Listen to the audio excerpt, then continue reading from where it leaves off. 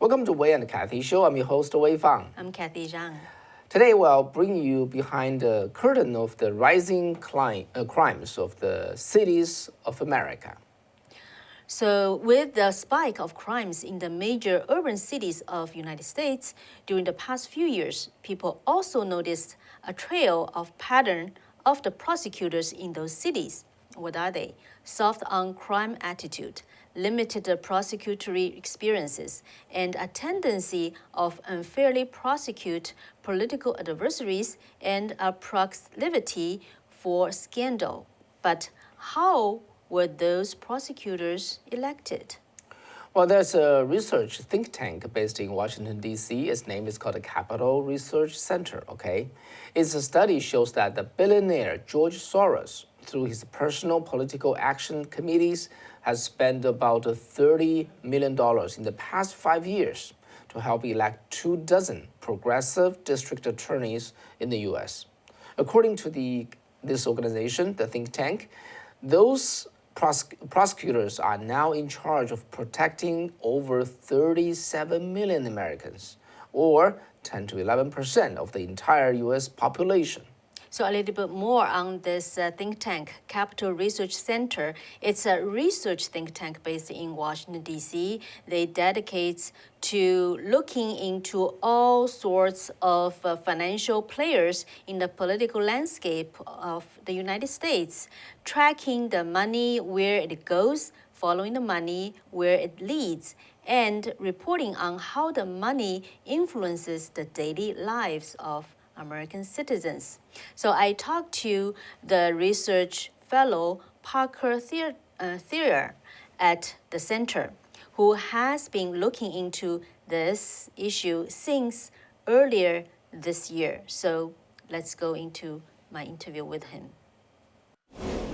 Since about 2016, George Soros decided that he did not like the way that law and order is handled in the United States. And so he set out to change, in his mind, reform how law and order is handled.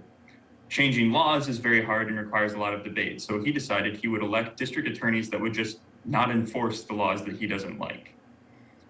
Most of you might know these people as rogue prosecutors or woke district attorneys, whichever phrase you prefer.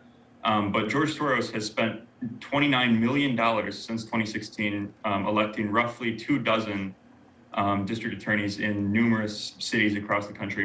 Many of our most populous and crime-ridden areas in the United States now have a George Soros-funded district attorney.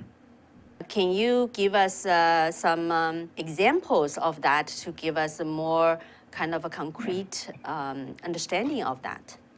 Absolutely. So we recently put together a list of these Soros-funded district attorneys. Good examples include Diana Becton in Contra Costa County. She was backed by roughly $275,000 by George Soros under her watch. Our 4 cities in Contra Costa have made the list of the top 100 most dangerous cities in California under her watch. George Gaskin in LA. George Soros has spent roughly $6 million to elect George Gaskin. Obviously, anyone who is familiar with the LA area knows that crime has become a very severe problem in LA since George Gaskin took over. Elsewhere in the country, there's Kim Gardner, the district attorney of St. Louis, Missouri. George Soros spent several million helping her campaign as well. She has been cited for using her office as a political bludgeon against the Republican governor. She's prosecuted Mark McCluskey, who was defending his home against rioters who had broken into his gated community. She's done all sorts of bad things with her office. Elsewhere, Larry Krasner in Philadelphia, another great example.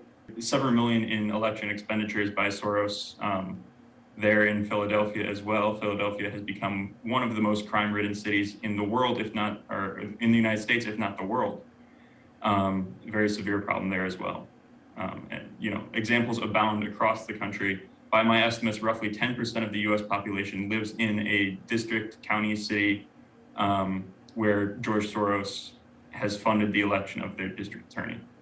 Wow, 10%. Mm-hmm. Okay. It's a massive operation that not enough people know about.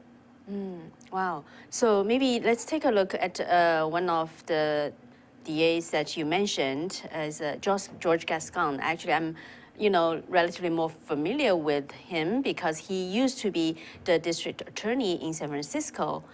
For the 2016 election, he moved back to Southern California and to be elected as the district attorney in Los Angeles County. So, yeah, what do you know about the whole story over there? So there's been the famous the train lootings. Trains are being stopped and Amazon packages are being stolen. Stores, there are roving gangs walking around in coordinated shoplifting sprees. And all of this happens conveniently after George Gaskin was elected. And coincidentally, George Gaskin announced that he would not be prosecuting misdemeanor thefts and all sorts of other crimes. Under his watch. I would say that Los Angeles has become something of a national disgrace on his watch. Every day you see more headlines about crime increasing in LA, homicide rates soaring. And George Gaskin is essentially, train companies now even are coming out and pleading with him to do his job. And he simply won't because he's not accountable to the people of LA. He's accountable to George Soros. So how did the money flow over to his campaign? Yeah, so George Soros, he has a lot of people very close to him who do a lot of political work.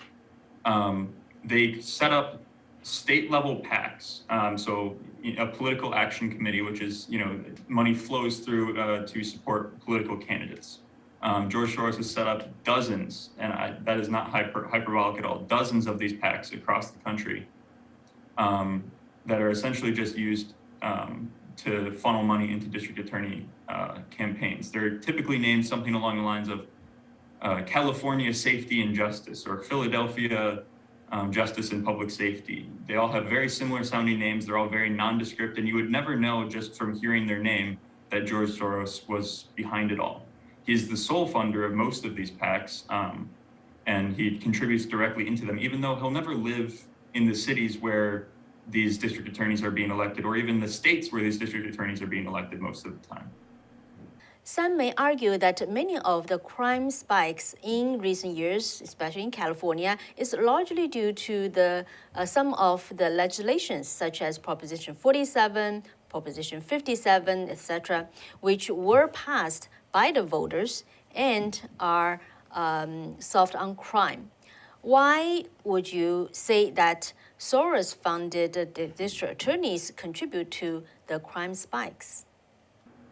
I would say that the pattern that you can see across all of the George Soros-funded district attorneys is that they universally hold very similar beliefs. They believe that cash bail needs to be reduced. They believe that many misdemeanor crimes need not to be prosecuted. They believe that a variety of drug crimes are things better left not handled by district attorney offices. The reality is that many of these prosecutors also, coincidentally, have very little experience with prosecution. Many of them are defense attorneys prior to their term as district attorney. They think that they know better, and the reality is they don't. They don't know the real consequences of the policies that they're putting into place, and a lot of the time, they're doing it totally without the consent of the people. Voters may have voted them into office without really considering the consequences of of these district attorneys' actions. Okay, so maybe just give us a little bit more examples of such as, because in your research paper, it talked about the cases like the Kyle Rittenhouse trial, the Jesse Smollett case. Numerous cases across the country handled by Soros district attorneys have been badly mishandled. The Kyle Rittenhouse case, I believe it was Kim Gardner in St. Louis, the district attorney there, was actually thrown off of the case because of her public remarks that clearly showed that she already believed that Kyle Rittenhouse was guilty before any evidence came out, and that she was handling the prosecution in a very political manner. Kim Foxx in Chicago dismissed all charges against Jussie Smollett after receiving a call from some of her political friends. Jussie Smollett was then later convicted on those same charges, and now a special investigator has been assigned to Kim Foxx's office to investigate whether she was acting unethically by dropping those charges, seemingly per the request of her political friends. As for other political prosecutions handled by the district attorneys, I believe there was also How about the Waukesha? Oh, Waukesha? Okay. Well, the Waukesha District Attorney, John Chisholm, I believe his name was, is not directly funded by Soros. He certainly travels in the same circles. Did end up, endorsing some of the Soros District Attorney policies and releasing the suspect there on cash bail, very low cash bail, prior to his attack. And how about, especially for the parents, is the Loudoun County, the father of the girl got sexual assault? In Loudoun County, I believe there was the Scott Smith, the Loudoun County father who came forward about his daughter being sexually assaulted in a bathroom at the school. The district attorney there, who was also Soros-funded, came forward and sought charges personally against the man for speaking out, essentially, and getting slightly rowdy, which I can very much understand. At a school board meeting, his defense attorney called it absurd that a district attorney was personally handling a misdemeanor prosecution, even though she lets go every other misdemeanor prosecution case within her city. She saw fit to prosecute a parent concerned about the way that a school board was handling sexual assault charges against students, potentially for political reasons. From your research, your understanding, why Soros is doing this type of funding?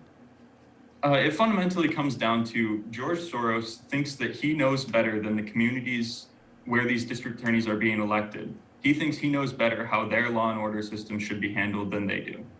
He thinks that he can save oppressed communities, he can reduce over-incarceration, and those are all noble causes, to be sure, but the reality is that good intentions often pave the road to hell.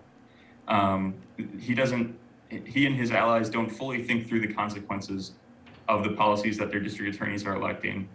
And they attempt to accomplish things with campaign financing by pouring overwhelming amounts of money into relatively underfunded races, where campaigns are typically not high dollar affairs. He's decided that he's going to change the laws with his money, and it produces terrible results, and the communities that he's attempting to save because he thinks he knows better than them usually end up holding the bag when the experiment all falls apart. They're the ones who are left suffering the consequences for George Soros's failed political experiment. Yeah, now we see George Gascon and a few others are being in the process of being, recalled, or the voters are having the recall petition going on right now. Absolutely. There are several district attorneys in Virginia, as well as California, who are now facing recall petitions for these policies, which seemed good at first. They certainly got the voters in the door, and they certainly got George Soros's money in the door. But they also let crime in the door. And now people are living with and realizing the consequences. And overwhelmingly, they're now rejecting these woke district attorneys. Do you think there's a pattern that where he is funding those candidates, or? His biggest pattern is obviously densely populated urban areas, particularly ones with minority communities and communities that many view as oppressed or over-incarcerated. George Soros thinks that he can help these communities by, electing district attorneys who agree with his views. The reality is that the law-abiding citizens in those communities often are the people most victimized by the crime surges that follow. Mm-hmm. So do you think, is there anything he's done illegal? Unfortunately, everything he's doing is legal. It's just he doesn't suffer the consequences when everything fails. I think that people should absolutely hold him and the district attorneys he's supporting accountable, but nothing is being done illegal. It's just something communities have to be aware of and actively speaking out against, in my opinion. Mm-hmm. Yeah. So in more detail, what do you think, people, especially in those counties, what can they do? You can make sure that your local district attorneys are holding criminals accountable and not pursuing woke criminal justice reforms that are bad for society. Mm-hmm. So anything else you think, for the others can learn from it? I would say the number one thing to learn is, like I said earlier, good intentions often pave the road to hell. There is, no matter how much you think you're going to be advancing social justice, the reality is you're playing a political game, launching an experiment where people's lives are at stake, people's well-beings, people's businesses, and it's best not to toy with things like that when you have no local connection, no experience with prosecution. And I think people really need to learn from that in the future and denounce the woke DA movement. In this election system, people probably pay more attention on those high-profile campaigns, right? Congressmen or senators, but for district attorney and the other posts, people may have less knowledge or pay less attention. Yeah, and it's something that you can change laws just as easily by electing a district attorney who won't enforce them as you can by electing state senators and state representatives, mayors, et cetera, that, the more flashy, high-profile cases that people like to follow. Those elections are almost less meaningful in some cases if the district attorney is as radical as these ones are. The 2020 census data show that the localities where Soros-funded prosecutors currently hold office are home to roughly 37.6 million Americans, which is about 11% of the entire population. But the process of electing those left-wing DAs has not been easy, though. Many Soros-backed candidates have been rebuffed by more moderate and qualified opponents. Now, one of Soros' would-be DA is gearing up to another swing, which is right here in California across the bridge from San Francisco, the county of Alameda. Back in 2018, Pamela Price ran for district attorney in Alameda County and was defeated by the incumbent Nancy O'Malley. During her campaign, Price received support from a PAC called the California Justice and Public Safety PAC. Soros has contributed $6.1 million to this PAC since 2018.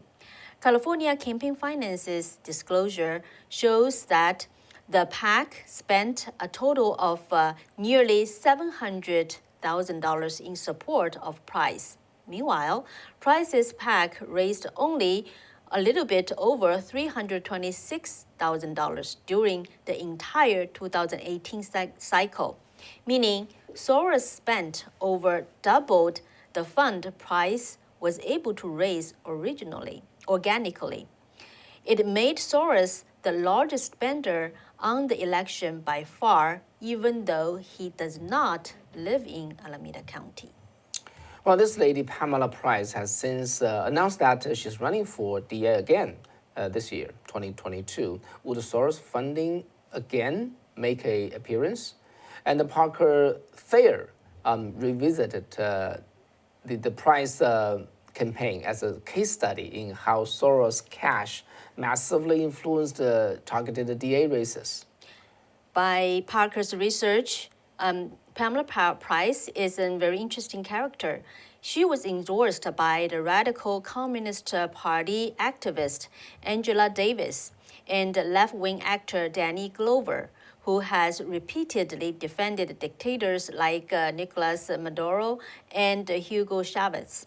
Price is a career civil rights and defense attorney with no prior experience in prosecution, and common sense shows that she's unlikely and unexpected candidate for district attorney from the very beginning. Well, in April 2018, Price even told the local newspaper, the major one, Mercury News, that she never wanted to be a prosecutor and wasn't interested in running. But the very next month, though, Price's campaign was in full swing. So what changed? Coincidentally, Soros' organization, his PAC called the California Justice and Public Safety, made its first expenditures on behalf of Price in May 2018. So, but in the 2018, her first run for the DA, Price was defeated by the incumbent. But this time around, she will not be facing an incumbent candidate. So if she does win, Price would likely bring with her the same kind of so-called reforms endorsed by Soros-funded district attorneys. According to the Bay Area chapter of the left-wing magazine called the Sunrise Movement, Price has told the BLM protesters, quote, "We have to defund police, defund prosecutors, and divest from prisons," quote, end quote. And she also promised to stop charging and or incarcerating youth under the age of 18 as adults, and to create a conviction integrity unit that would use some of the district attorney's limited resources to examining and overturning its own prior convictions.